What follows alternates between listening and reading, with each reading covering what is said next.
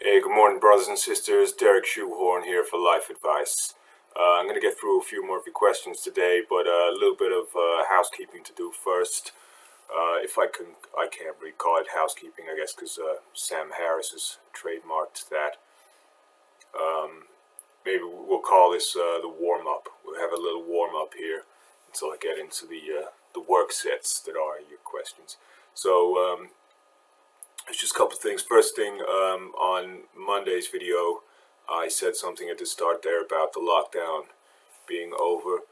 I've been corrected on that. I've been told by many people that the lockdown is not in fact over. So do stay at home, okay? That's the first thing. Second one was to do with I had a lot of pushback on a tweet that I did on Twitter. I'm at Derek Shoehorn on Twitter, by the way.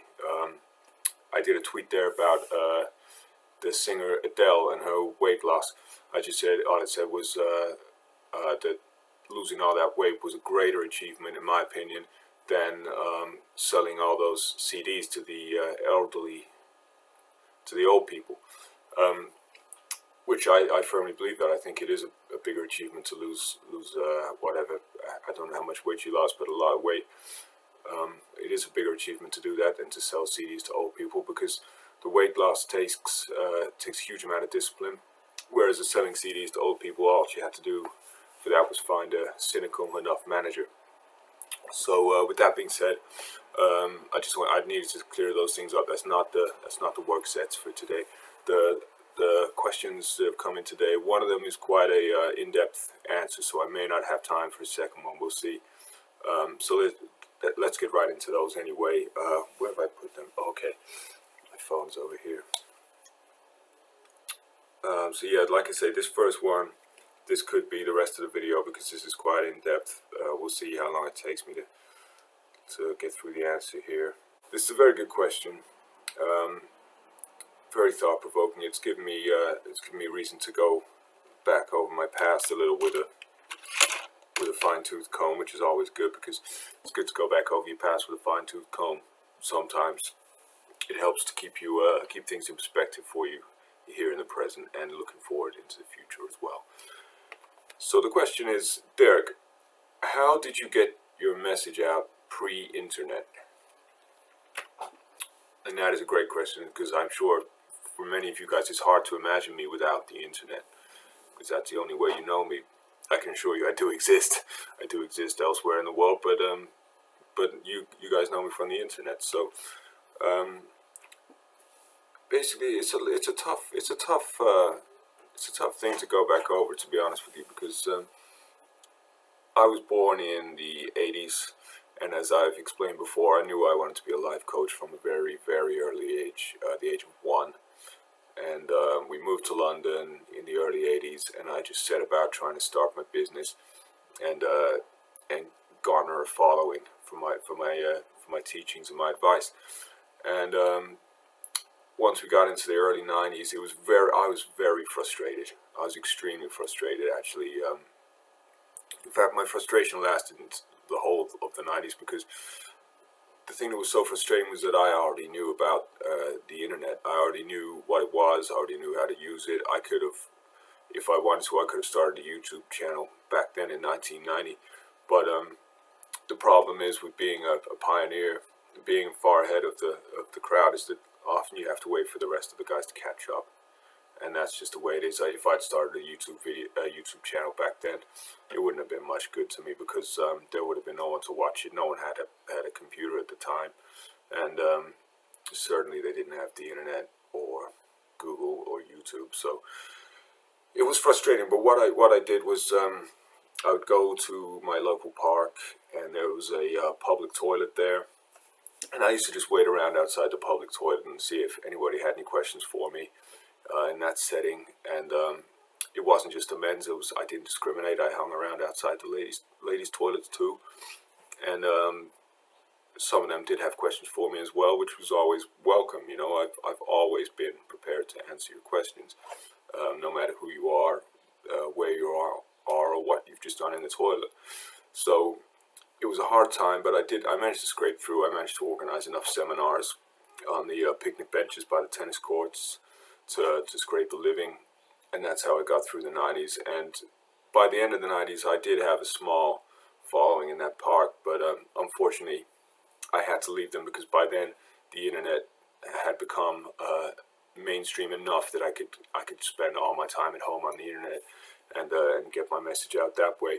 But there was still no YouTube back then, so what I used to do then in the what they call the noughties, from the year 2000 to the year 2010, I spent that decade just hanging out on the adult message boards, the chat rooms on MSN. And the reason I went on the adult ones is because even though my advice is actually for everyone, it's suitable for kids as well. But the adults are a better market. They have more money, so I went on the adult chat rooms, and I got actually a lot of questions in those 10 years. But many of the questions were very degrading. I answered them anyway, of course, because I always answer all of your questions. But I felt kind of low in myself throughout that decade. I felt demeaned. I felt kind of just dirty and wrong, and it was a difficult time. So I was very glad then at the end of that decade when YouTube in its primitive form did actually come on the scene, because I knew immediately. I said, yes, okay, this is starting to take off now, even though I knew this was possible 20 years ago. It's actually happening. It's happening finally, and this is the moment I've been preparing for. Is YouTube exists. I can get my message out there in the way that you see now, and that is the most suitable vehicle for a life coach like myself. But what I did was I spent those 10 years from 2010 until this year just watching YouTube videos, for research, just constantly all day long. I never went out really, never did anything. I actually didn't even work out much throughout that time because I was just so hardcore researching for my business, and that brings us right up to the present and what you see today, which is when I've actually got my own channel now, and it's doing really well. So that's the story of what I did pre-internet. It's a great question. I really like that question because, like I say, it gives me a chance to look back and reflect on where I've come from, and I hope also that there are lessons in there that you guys can take, and actionable steps that you can implement in your own life. Okay, so thanks for that question. Right, how are we doing for time here? I do have one other question. I said I'd get to it if I had time. I guess we got a couple of minutes. I think I could probably get this one in. It's quite a simple question. It says, Derek, you wake up one morning and you discover that you've grown fins. What do you do, and what does this mean? Another great question. I wish I had more time to go over it, but suffice to say, I get the Captain Beefheart reference. That doesn't impress me at all. And basically what it means if you wake up and you've grown fins is that you've turned into a dolphin. Okay, that's what it means. What do? You just suck it up. You just suck it up. Sometimes things happen in life that mean you have to change your goals. Yesterday you wanted to be a great artist. Today you want to be the best performer at SeaWorld. That's life. You can make plans, but you have to be prepared to change them if circumstances change. So if you've woken up as a dolphin, then all you can do really is suck it up, get on with it. They make it easy for you these days anyway. You can identify as anything. I'm sure there's a box on the form for dolphin. So just stop complaining and get on with it. That's what I say. And actually, dolphins are one of the most intelligent creatures. So don't be knocking dolphins. And also they're the only species other than humans and bonobos to enjoy recreational sex. So you should be glad to be a dolphin, really, and certainly not complain about it and all this whining. It just makes me sick, to be honest with you. People have got real problems in the world. Turning into a dolphin is just not that bad. Okay, so let's call it a day for today. I think we're getting pretty tight on time.